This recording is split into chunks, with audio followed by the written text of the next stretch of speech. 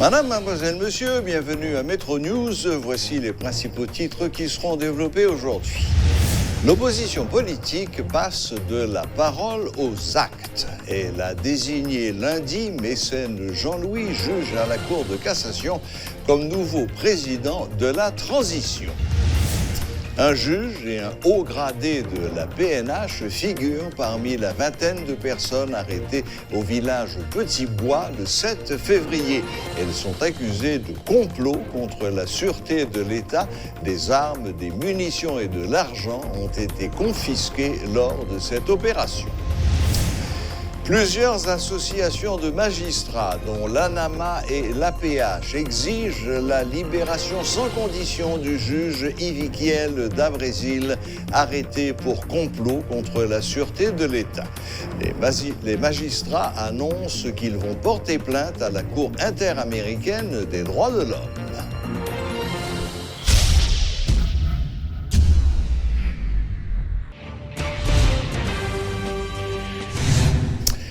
Une vive tension a régné ce lundi dans l'aire du Champ de Mars. À l'origine, une nouvelle manifestation de l'opposition politique contre le pouvoir en place. 2 journalistes des médias sociaux ont été blessés par balle lors de ces échauffourées. La police a dispersé un coup de gaz lacrymogène les protestataires qui ont riposté en lançant des pierres dans toutes les directions. Notre reporter, Jean-Jules Desaugustes, était sur place au Champ de Mars. Il est maintenant avec nous sur le plateau de Metro News. Bonsoir, Jean-Jules Desaugustes.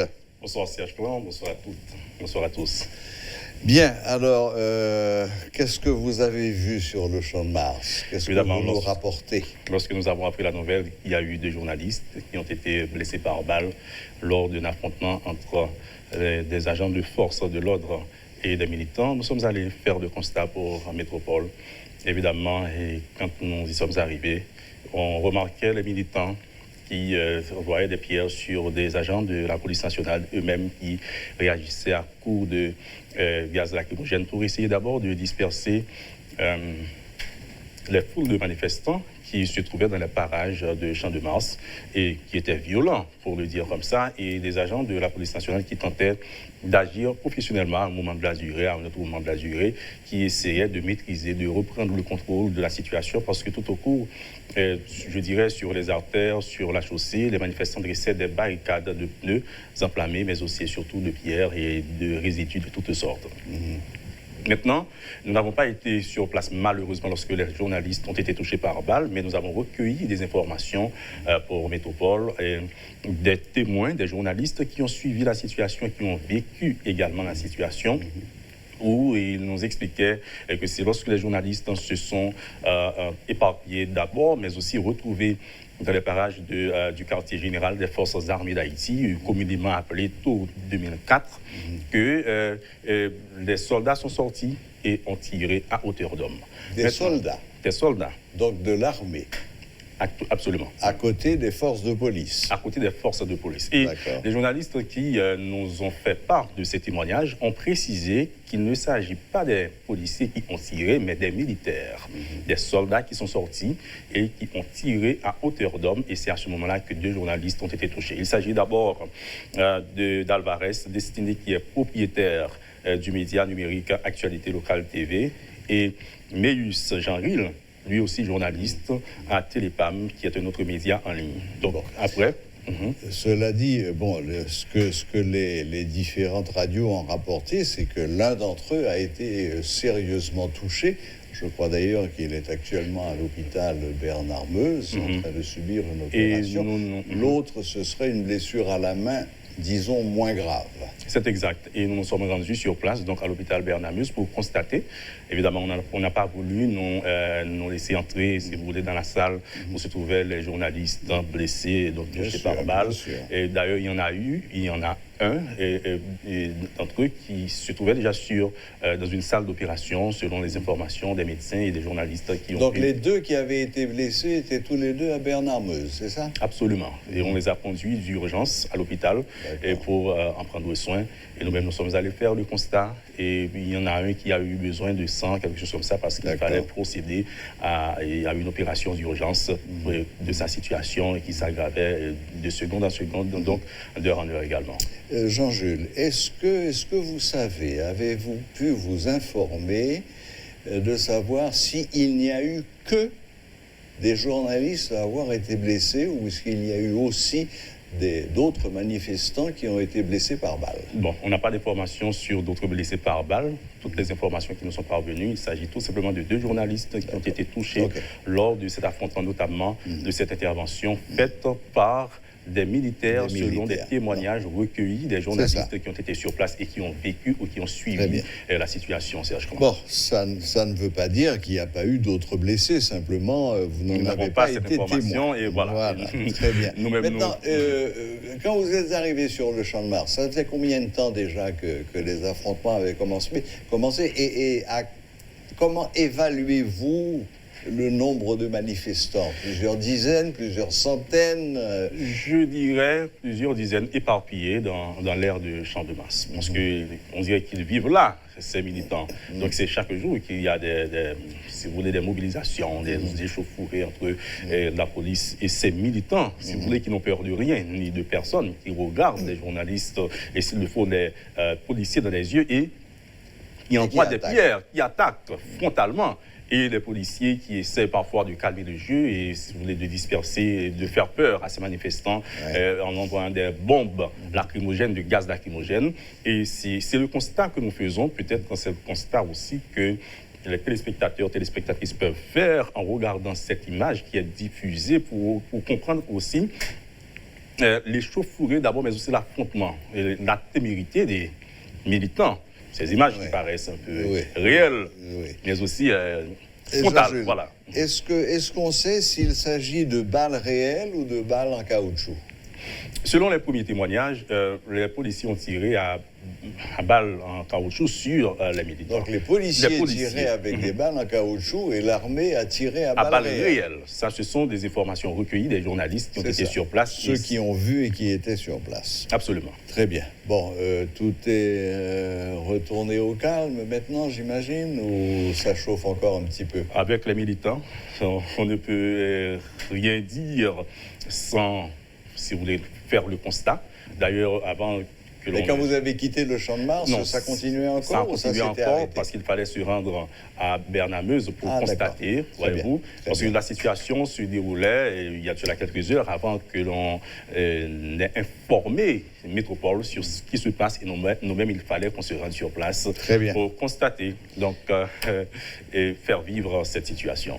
Très bien, très bien. Merci beaucoup, Jean-Jules Desauguste. Merci d'être toujours sur place où l'action se passe, comme on dit chez nous à Métropole. Et toujours cette force en action vers de nouveaux horizons. Et c'est quand que ses confrères, ses collègues se rétablissent pour continuer. Bien entendu, tous nos voeux de prompt rétablissement les accompagnent et on pourrait souhaiter que ce soit les derniers qui soient ainsi victimes. C'est toujours triste, ce genre de choses, triste et dangereux même. Le risque du métier malgré tout. Oui, c'est vrai que des journalistes meurent chaque jour dans le monde, sont tués, mais bon, d'accord. Ok, merci Jean-Jules Desauguste. Voilà, c'était pour un petit survol de ce qui s'est passé aujourd'hui au Champ de Mars, où malheureusement 2 journalistes ont été blessés, apparemment par balles, lesquelles balles auraient été tirées par l'armée et non par la police. Une vingtaine de personnes, dont un juge et un haut gradé de la PNH, accusés de complot contre la sûreté de l'État, ont été arrêtés par les autorités haïtiennes au village Petit Bois. Des armes, des munitions et de l'argent ont été confisqués. La police mène une opération, il a arrêté 23 personnes. Ils ont saisi tout l'agent, ça veut dire l'agent américain, avec good, il saisit tout, il los armes, et munitions. Parmi les gens arrêtés, parmi 23 moun, malheureusement, moi je dis malheureusement, il y a un juge pour cassation là-dedans, avec un inspectrice générale de la police nationale. Et puis tout pour te faciliter l'installation d'un nouveau président provisoire qui t'a pris le gagner pour faire transition. Il faut que moi dise tout que je ne suis pas monde qui compte parler pour grand merci. La justice avec la police, il y a bon gens preuve que moi vérifié. C'est Saint-Thomas Miem, toujours dit nous ça, même gens tout haïtien. Faut nous pour nous quoi. Il y a des bagages que j'entends déjà, moun qui parlé, je reconnais voix moun yo parce que je connais yo. Il y a un papier qui signe tout. Pour dire même un discours installation président que vous joignent dans les gens que vous arrêtez. C'est triste, mais c'est une réalité. Je suis obligé de dire ça. Et je lancé un appel au calme, au dialogue. Moi-même, je ne suis pas un monde qui est violent. Je ne suis pas un de violence. Violence pas maintenant quel côté. Et violence pas fait sens.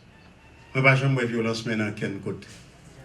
Aller dans l'élection, courtiser le peuple là, animer, faire venir dans l'élection, faire tout participer dans l'élection pour nous gagner un pouvoir. Même si on dit tout pouvoir vient de Dieu, mais si on choisit la démocratie, on nous quitte la démocratie à marcher. Le président de l'ANAMA, Association nationale des magistrats haïtiens, le juge Jean-Wilner Morin, qui se trouvait devant l'école de la magistrature pour une conférence de presse, a appelé à la libération immédiate du juge à la Cour de cassation, Yvikel Dabrésil, qui a, selon lui, été enlevé. Il en a profité pour dénoncer les menaces proférées par le ministre de facto de la Justice, Rockefeller Vincent, sur la vie et la liberté du juge Joseph Mécène Jean-Louis, choisi comme président provisoire de la République par l'opposition et des organisations de la société civile. Nous demandons gens qui fait enlèvement, parce que moi, mes collègues parlent d'arrestation, mais moi je refuse de parler d'arrestation parce qu'il y a une formule, il y a une procédure pour procéder à l'arrestation d'un magistrat. Pour moi, Jean-Wilner Morin, président de l'Association nationale des magistrats haïtiens, il s'agit d'un enlèvement. 2h59 du matin, on ne peut pas procéder à l'arrestation de quiconque si pas un flagrant délit. Or, il y a un magistrat de la plus haute instance judiciaire dans le pays d'Haïti que la Cour de cassation. Et la chose est d'autant plus grave.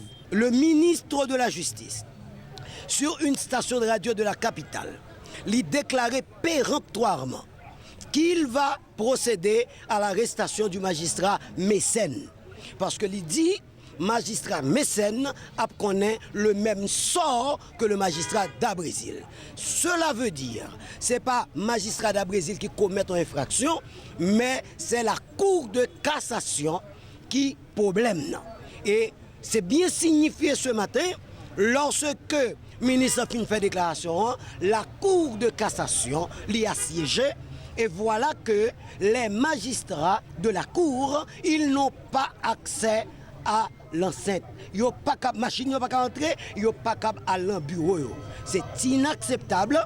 Nous réclamons dans l'immédiat l'élargissement du collègue d'Abrésil parce qu'on ne peut pas garder le collègue côté le séquestria parce qu'il n'y a pas aucune provision légale pour ça.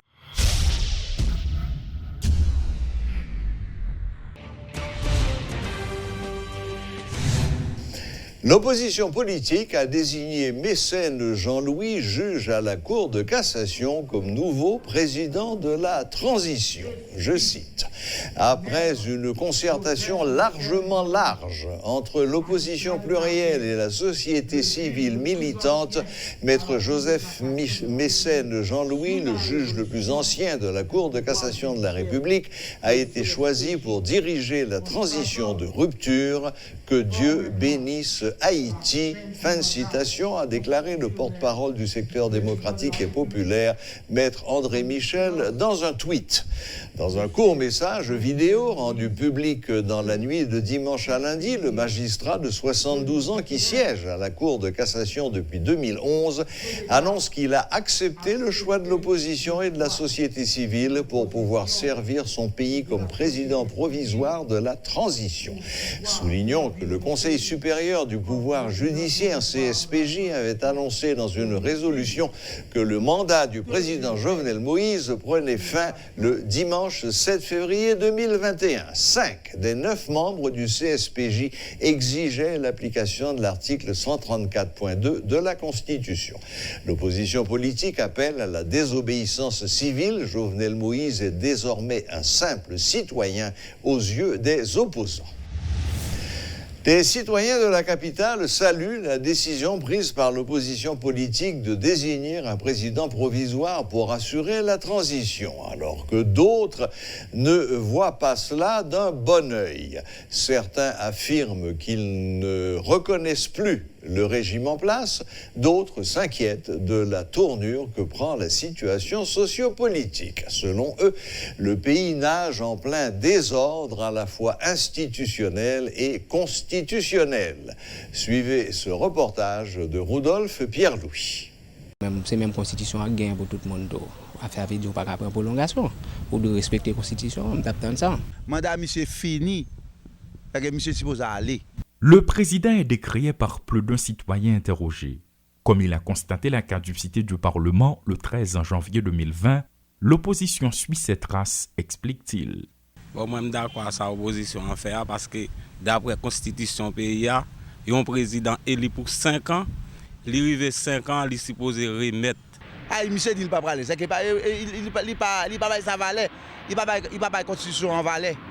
Élu en 2016, comme le rappelle ce groupe d'étudiants, le chef de l'État doit respecter les prescrits de la Constitution, notamment l'article 134-2.